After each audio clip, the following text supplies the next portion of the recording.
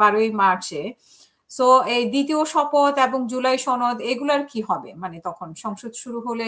দেখো, আমার stand is very clear, because July সনদ বলে কোনো জিনিস আমি মানি না, ঠিক আছে? আর এই যে দ্বিতীয় শপথ যেটা নিয়েছে জামাত এবং এনসিপি এবং যিনি দিয়েছেন চিফ ইলেকশন, এরা সব শুধু বেআইনি কাজ করেন নাই, আনকনস্টিটিউশনাল কাজ করেছেন। বিকজ তোমাকে বলি, রেফারেন্ডাম আমাদের সংবিধানে 141-এ এমেন্ডমেন্টের সাথে রেফারেন্ডামের প্রভিশনটা ছিল, যেটা বিলুপ্ত হয়ে গেছে। 15th অ্যামেন্ডমেন্ট দ্বারা আমরা ওইটাকে বিলুপ্ত করে দিয়েছি। ওইখানে কি ছিল, চলো আমরা যদি পুরান ইসে যাই, সেখানে ছিল যে আপনার কোন কনস্টিটিউশনাল অ্যামেন্ডমেন্ট বা কিছু যদি আইন 2/3 মেজরিটি দিয়ে যখন পাস করবে সংসদ, তখন ওই কনস্টিটিউশনাল অ্যামেন্ডমেন্টটা রেফারেন্ডামে যাবে। তো এইখানে তো সংসদ কিছু পাসই করে নাই, সংসদের কাছে কিছু নাই, আপনি কিসের রেফারেন্ডাম করিয়েছেন? আর বিএনপি তো ভালো কাজ যেটা করেছে সেটা হলো যে রেফারেন্ডামে রাজি হয়ে বিএনপি অ্যাটলিস্ট এই থার্ড ক্লাস চোরদের সরকারকে সরিয়ে এখন তারা ক্ষমতায় ইলেকশনের মাধ্যমে তারা ক্ষমতায় যাচ্ছে।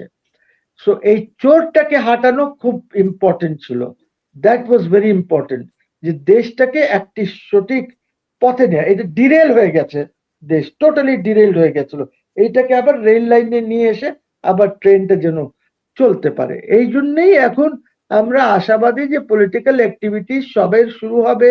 যত রেজিস্টার্ড দল আছে যাদের উপরে এই যে স্টুপিড যে ইয়ে ছিল, তারা যে তোমার অ্যাক্টিভিটিস বন্ধ করে রেখেছিল যে দলগুলির, আমি আশা করছি এইগুলি অ্যাক্টিভিটিস রিমুভ হয়ে যাবে এবং সবাই অ্যাক্টিভলি মিলে মিশে দেশটাকে এগিয়ে নিয়ে যাবে।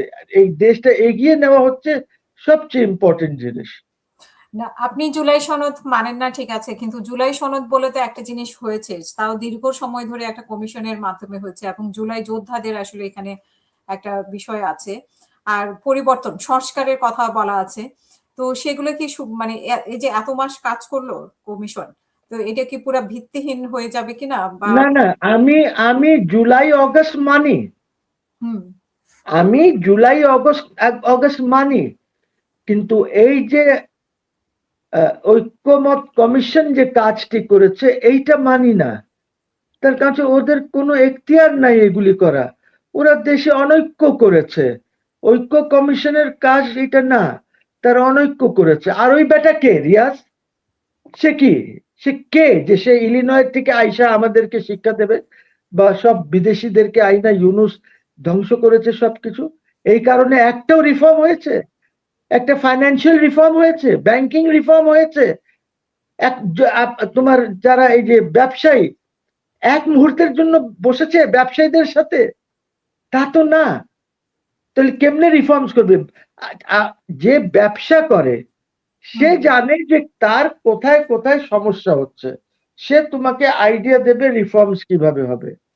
ওইখানে কোন বাচ্চাদেরকে বসিয়ে, আরো লোকজনকে বসিয়ে উনি কিসের রিফর্ম এজেন্ডা করেছেন? উনি তামাশা করেছেন।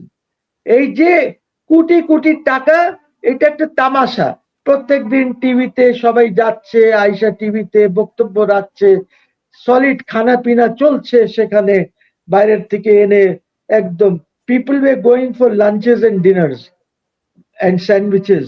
ওইখানে তো কোনো কাজ তো হয়নি, বোগাস।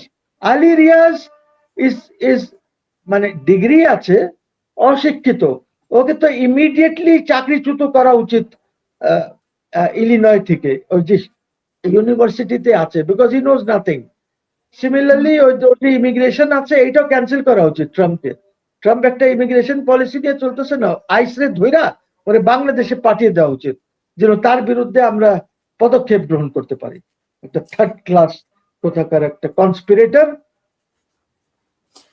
তো বলা হয় যে জুলাই যে নির্বাচন কমিশন থেকেই তো দুইটা শপথের কথা বলা হয়েছে, তাহলে নির্বাচন কমিশন কেন দুইটা শপথের কথা উল্লেখ করেছিল? তো বিএনপি সমস্যায় পড়বে নাকি জামাত সমস্যায় পড়বে শপথ নেওয়ার কারণে? এই শপথ বিএনপি একদমই সমস্যায় পড়বে না, বিএনপি 2/3 মেজরিটি আছে, তারা দেশের জন্য যা ভালো, সংবিধানে যা রিফর্মস করা দরকার তারা করবে, ফাইন্যান্সিয়াল রিফর্মস যা করার দরকার তারা করবে, তারা ওই ওই যে সনদ যেটা আছে ওইখান থেকে যেটা নিয়ে তাদের প্রয়োজন মনে করবে তারা করবে। এখন ওইখানে আলাপ আলোচনার মাধ্যমে বসে তারা কাজ করবে, যেরকম একটি সংসদ চলে, যেভাবে রিফর্মস হয়, যেভাবে এমেন্ডমেন্টস হয়, সেভাবে তারা করবে।